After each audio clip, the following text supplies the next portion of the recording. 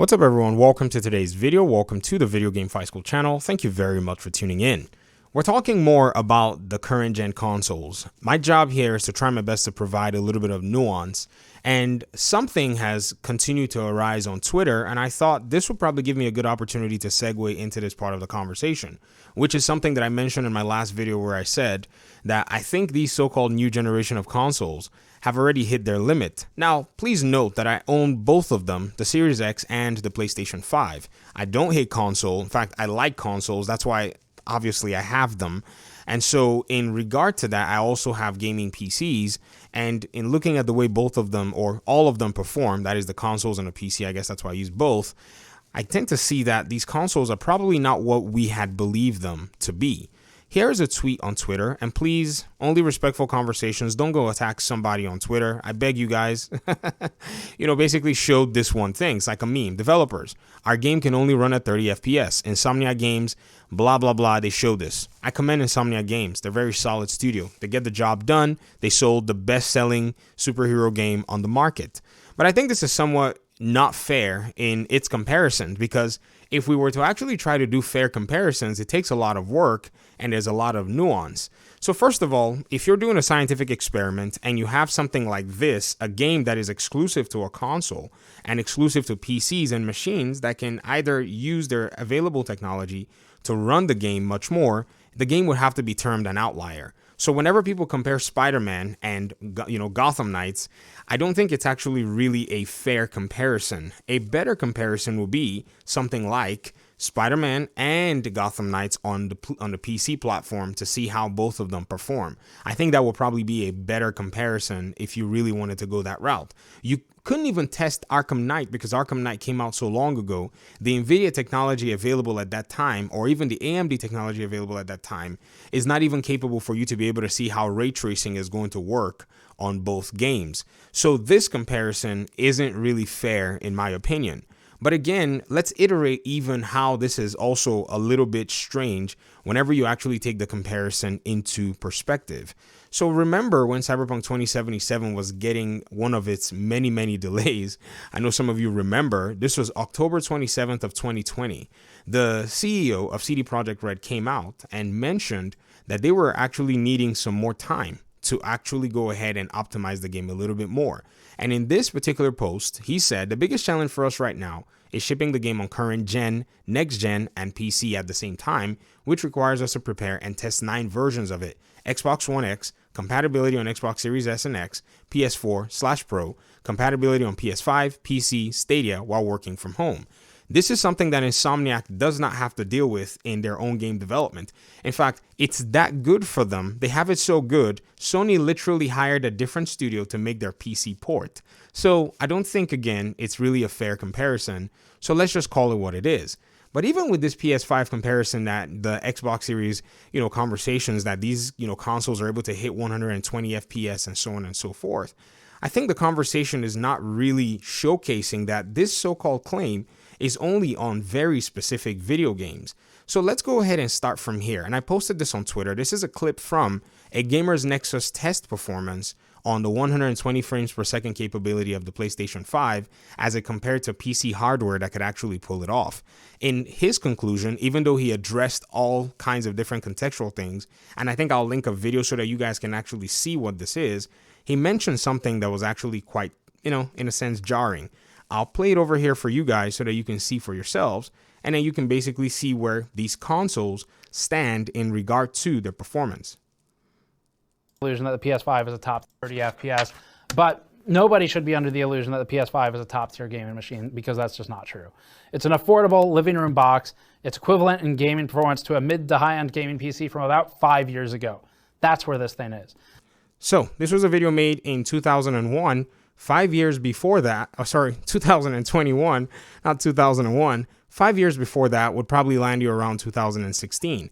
And I've been speaking a lot to a lot of our community members and saying, one of the reasons I continue to encourage people to go on the PC platform is because I always felt from just the way they were marketing these consoles that they weren't going to be able to keep up with the way PC advancements were able to basically scale. If you buy a PC, you're not locked in. You can actually spend very minimum amounts of money over years to make your PC as beefy as you want it. A console, on the other hand, requires almost 100% that you go ahead and buy an entire new device. So this was always the limitation. Now, you wonder how Insomniac is capable of actually squeezing all of that performance out of one machine.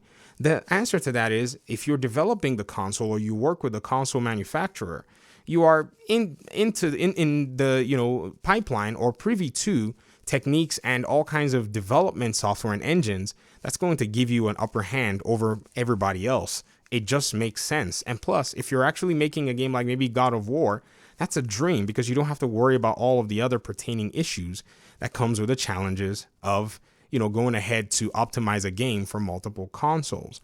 And I think the other conversation here too is there are people that are talking about and claiming that the Xbox Series S might be the limiting factor for Gotham Knights.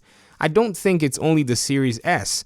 If you watch the complete video where Gamers Nexus goes ahead to actually talk about a lot of these different issues and different aspects and considerations, what you're going to realize is that they not only test out, the 120 FPS in, a few games, they actually use PlayStation 5 titles at that time. Now, granted, this was in 2021. The new gen consoles had just recently come out, but they went ahead and did some extensive analyses, and it got to show that these consoles actually were way more limited than a lot of people thought. In fact, the crazy thing too is not only were they having issues finding PC parts from back in the day that could compete, they literally had to go in some cases as low as using a GeForce 1060 6GB graphics card to find a way to match the PlayStation 5. I was shocked.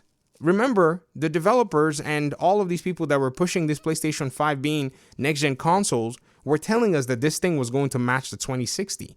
Now, granted, there is some truth to that because at the end of this particular video, the gentleman here at Gamers Nexus said that ray tracing was one feature that the PlayStation 5 and even the Series X had that, they couldn't test with the old hardware because ray tracing was not available on those old hardware.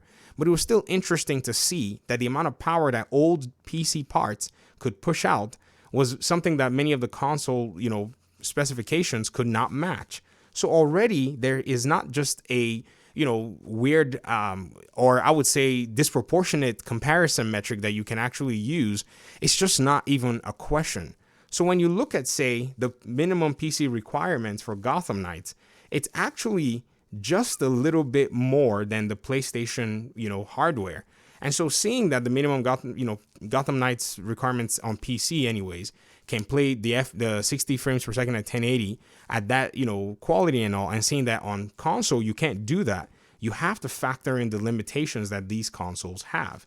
Now, I have to also be fair.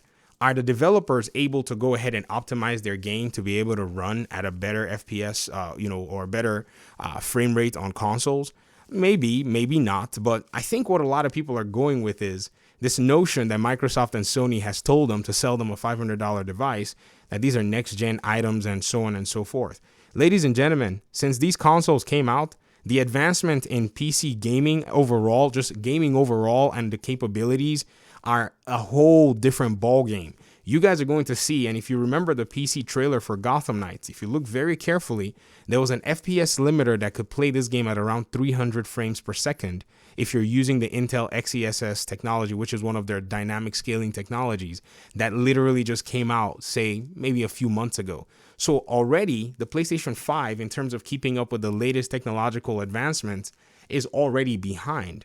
And this is not, again, to beat on consoles. This is to provide the reality that we're seeing here. And again, I wanted to go ahead and showcase something that is very important to this conversation. A lot of the comparisons that we're also seeing in regard to how these games run are games that are quite distinct from Gotham Knights. Most of them are single player games, whether they be in Unreal Engine 4 or not. We're still seeing that, these comparisons people are making are from that particular, place for, in terms of the way they're pointing to them. But there is also something that I wanted to point out. There is a new game on the block that's coming out. I think this one is an Unreal Engine 4 game. Pardon me if I'm actually mistaken. A Plague's Tale Requiem is the new Plague's Tale game that's coming out. Right now, there are preliminary reports that have been updated in terms of the, performance. Now, the update, I'm going to make sure I get things correct here. At first, they said that the game was kind of locked on 30 FPS, but then after a while, a few hours later, somebody put an update and said that it was actually, in a place where it could hit the 60 FPS mark. But the user who's here on Reset Era said that they actually completed the game with a day one patch. That they mentioned that the game was hitting around 40 to 50 FPS before the patch, but it's improved to an extent after day one. But they're still saying it still didn't hit the preferable 60 FPS mark consistently. They confirmed that the performance toggle is missing from the game. So interestingly, there was no mention of the platform on which the game was completed. So maybe it's a PS5 or a Series X. Now, something that this Reset Era person posted that was quite interesting was that they mentioned that some of the reasons they were seeing frame drops was because of effects like rats and fire.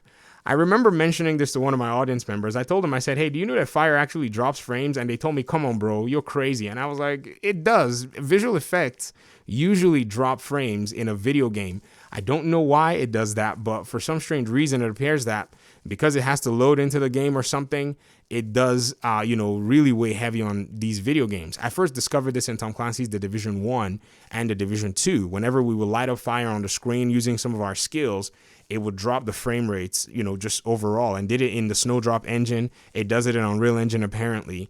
And just more recently, I don't know if you guys have checked out my video where I actually made a small prototype of the Mystic Leap. I also did and used Unreal Engine 4 to come up with something like this. And when I was testing it, the one thing I didn't tell you is the rig that I used to build, it has a an RTX 3090.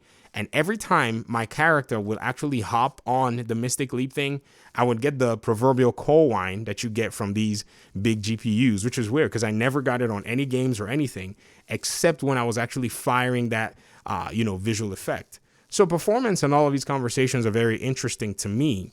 And so I wanted to go ahead and provide a little bit of nuance to all of this. Conclusion, if at any rate somebody sees this and says, well, you're just here doing damage control or defending the developers because you want to get a review copy, I just want you to know that the best people that pay anything to you are your viewers. These are the folk that will literally pay you by watching your videos. They don't even have to give you any, they don't have to do anything. So it's them I'm here for, trying to basically expose and expand on a few of these other aspects. In the comment section, let me know your thoughts about other games that play like Gotham Knights, open world co-op, or whatever it is that actually are playing very smooth. And if you want to maybe provide maybe an example like Dying Light, you'd also have to, take into consideration that Dying Light is also a first-person game, which its animations are not as intricate as, say, Gotham Knights. So there's just so many contingencies, and every game is just so different. But I welcome all the conversation, and I'm, really excited to continue in this conversation. So thanks so much for watching the video. I really appreciate you guys so much. I'm so tired, but I'll continue going though. As long as we continue to have these conversations about, learning more about game development and all these different contingencies, it'd be really cool to see how all of this plays out. So thanks for watching once again, and hopefully we'll talk pretty soon. Peace out.